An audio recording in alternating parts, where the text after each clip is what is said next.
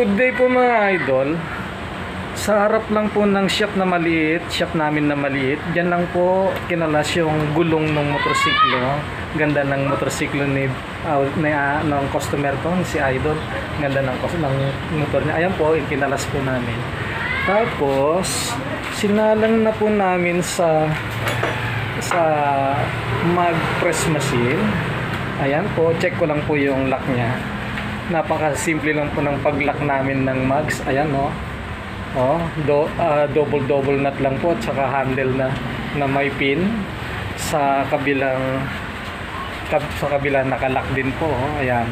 Pwedeng tatlong nut, pwedeng isang nut lang ang lock. Tapos ayan po. Ayan po, makikita natin yung tama ng mags. Ayan po. Tingnan lang natin close up. Ayan. Ayan oh, to. Yan. Ibalik mo Kuya Mel.